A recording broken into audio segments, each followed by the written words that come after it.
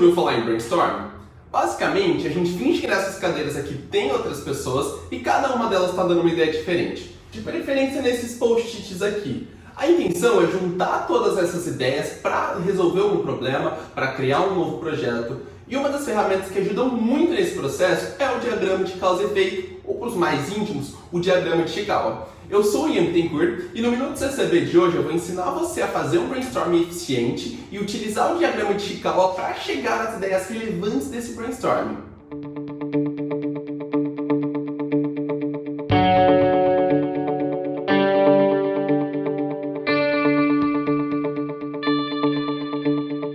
Mas eu vou começar explicando o que é um brainstorming.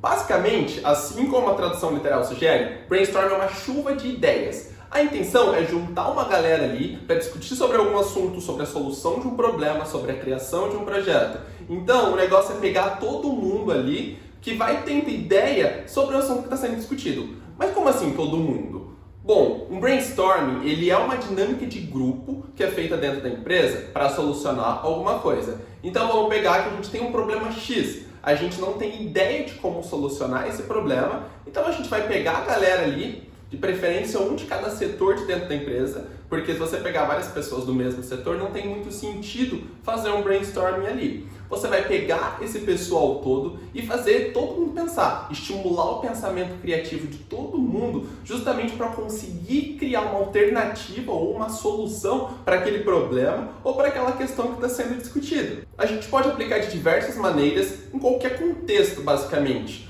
O mais importante é que você entenda que o brainstorming pode ser sim a ferramenta que está faltando para você dar um up na sua empresa e atingir o sucesso. No começo, você vai ver que várias das ideias que vão surgindo parecem absurdamente loucas. E por que isso é interessante? De uma ideia boa, você vai fazendo adaptações, você vai fazendo melhorias e uma ideia se conecta a outra, uma ideia dá origem a outra. Então, no começo, por mais que tudo pareça muito confuso, a gente vai conseguindo ter mais clareza nas ideias, nas conexões mentais e a gente vai deixando de forma mais fácil discorrer sobre o assunto, conversar sobre o assunto. Mas afinal, como eu posso fazer um brainstorming eficiente? Antes de mais nada, você precisa ser o líder ou escolher um líder para conduzir o processo. Lembre-se que o líder ele tem que estar plenamente capacitado para lidar com soluções de problemas. E, primeiramente, você deve lembrar que está ali para solucionar um problema e não para criar um problema novo. Porque a primeira dica é, esteja aberto a novas ideias, mesmo que elas sejam divergentes de tudo que você pensa. Porque se você já for com uma ideia fixa na cabeça desde o início do processo de brainstorming, ele perde totalmente o sentido, já que você deixa de ouvir as outras opiniões, você deixa de prestar atenção no que pode ser relevante para uma possível solução de problemas. A segunda dica, que casa muito com a primeira, é que você não deve insistir na sua ideia. Ela não é soberana. Se por N razões, chegando no final do processo, ela for a ideia escolhida, ótimo, mas não mantenha ela fixa no início e nem nenhuma outra ideia preliminar. Normalmente, as primeiras ideias não são boas e elas vão sendo lapidadas ao longo do processo. Em terceiro, mantenha o foco. Pode até ser que na sua empresa existam muitos problemas a serem solucionados, muitas questões a serem discutidas, mas esse é o momento de focar em apenas um. 4. Jamais critique as ideias. Isso atrapalha o processo criativo e desestimula as pessoas a contribuírem com novos pensamentos. Então, deixe as críticas para depois. 5. Vá anotando todas as ideias. Agora, o importante é a quantidade e não qualidade. Além disso, novas ideias vão surgindo a partir das ideias anteriores. Então, anote tudo e uma ideia que no começo parecia ser ruim pode ser lapidada e se tornar uma ideia boa. A sexta dica é, sintetize as ideias. Durante o brainstorming, não é interessante que você prolongue seus pensamentos acerca do assunto que você discutiu. Se você apontou uma solução, agora não é hora de debater. O negócio é você buscar número. Alternativa, solução. Alternativa, solução. Mais uma vez eu repito, anote todos esses números e deixe o debate para depois. E já que estamos falando sobre solução de problemas, é claro que vamos falar sobre ele, o diagrama de Chikawa. Muitos também o conhecem como diagrama de causa e efeito, diagrama de espinha de peixe, os nomes são muitos. Diagrama de Chikawa, porque ele foi criado na década de 1960 pelo japonês Kaoru Ishikawa. Inicialmente, eu devo dizer que o maior objetivo do diagrama de Chikawa é selecionar as ideias relevantes que você encontrou lá no brainstorming Isso porque esse não é o momento onde você vai encontrar problemas. Os problemas você já encontrou lá na fase anterior. Agora você vai identificar as causas raízes do seu problema. Bom, o conceito do diagrama basicamente é levantar todos os fatores e aspectos de um processo para identificar o problema. Dessa forma, a chance da gente esquecer algum detalhe é bem pequena. De acordo com a metodologia, todo problema tem causas específicas. Então o negócio é a gente pegar todas essas causas uma a uma e ver qual delas de fato está causando o problema. Por que a gente faz isso? Se a gente deleta todas as causas de um problema, a gente está deletando o problema junto. Bom, agora a gente vai lá para o computador e eu vou te mostrar de forma prática como você pode criar o seu diagrama. Aliás, criar não, eu já criei esse diagrama para você, o link para download vai estar aqui na descrição. Se você estiver vendo esse vídeo pelo Instagram, o link do nosso canal do YouTube está na bio.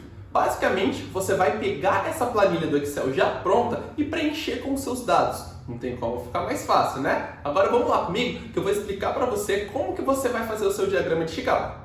Olha só como aqui fica muito mais fácil de visualizar. E é exatamente esse arquivo em que eu vou trabalhar que você vai poder baixar totalmente de graça.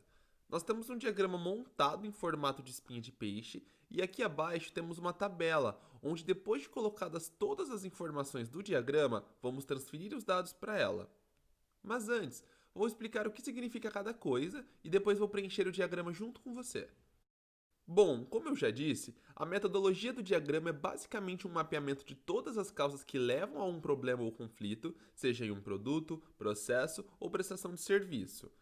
Depois de mapear, a gente vai pegar cada uma dessas causas e subdividir em um dos grupos de causa raiz, e esses grupos são: máquina é a causa que envolve o seu equipamento de trabalho ou processamento de matéria-prima de um produto.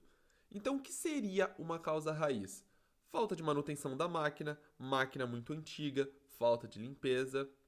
Material é a causa que envolve o material usado no processo de produção. Nesse caso, qual causa raiz podemos usar de exemplo? Material danificado, vencido, etc.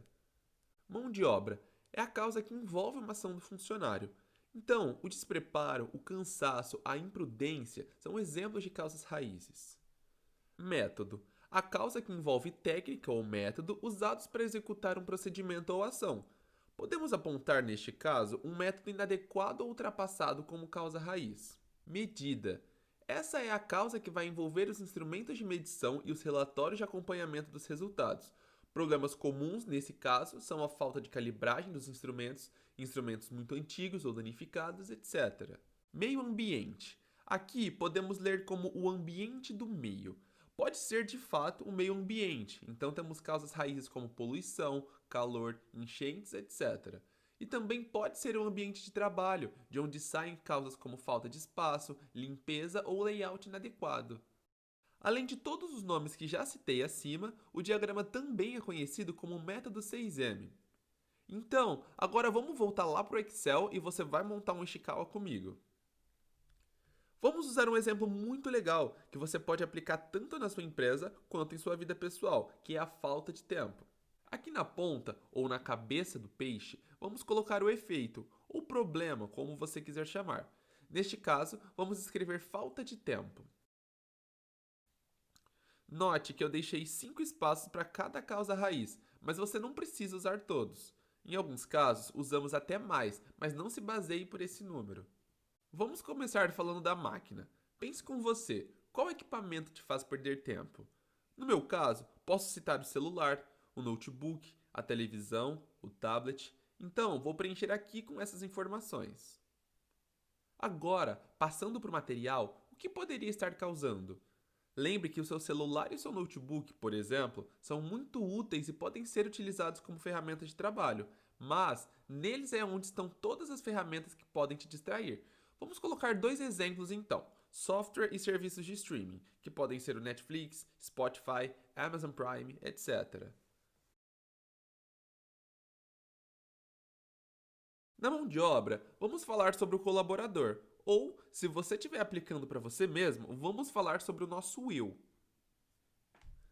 Tá aí, esse eu sei que você sabe, e se não lembra, vou te refrescar a memória com uma palavrinha de exemplo: procrastinação. Não só isso, claro, podemos citar ainda distrações, falta de atenção e até o conhecimento. Muitas vezes a pessoa não sabe como fazer a gestão do seu tempo, como administrar melhor sua produtividade. De método, agora, muitas coisas podem estar erradas.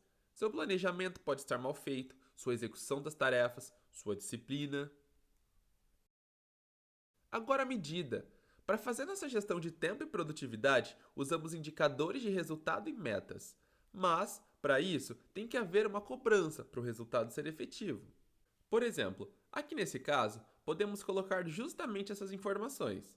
Minha cobrança sobre mim mesmo é insuficiente, não estou conseguindo visualizar ou trabalhar com os indicadores de resultados, não estou batendo as metas. Por último, vem o meio ambiente. Aqui pode ser o seu ambiente de trabalho ou a sua casa. Sabemos facilmente de fatores que nos fazem perder tempo e atrapalham nosso desempenho produtivo, como barulho, desorganização do ambiente, falta de praticidade. Bom, nosso próximo passo é passar todas essas informações do diagrama para a tabela abaixo dele. Vamos copiar uma a uma as causas raízes. Depois de feito isso, agora é hora de pensar em soluções para cada uma das causas raízes apontadas. Temos uma tabela montada com cada causa em separado. Individualmente, vamos apontar ações que devem ser realizadas. Como a gente usou um exemplo muito pessoal, cada um possui sua forma de criar soluções. Você não precisa seguir uma ordem linear. Pode apontar primeiro as que forem mais fáceis. Por exemplo, aqui no streaming, uma ação que pode ser realizada é a restrição de uso desses serviços em determinado horário, para que você consiga focar em outras coisas. Aqui neste outro, vamos pegar a televisão. Ela precisa estar ligada em todos os momentos? Então por que não colocar como uma solução? Uma a uma, você vai criando soluções para cada uma das causas que você apontou anteriormente. Dessa forma, fica muito fácil de montar o seu diagrama de Ishikawa e resolver problemas que antes poderiam parecer muito complicados, mas que ao desmembrar ele em várias causas, ficam muito mais fáceis de serem resolvidos. Esse foi o Minuto CCB de hoje e eu espero que você tenha aprendido algo novo. Não se esqueça de se inscrever no nosso canal e nos acompanhar nas redes sociais. Bons negócios e até o próximo vídeo!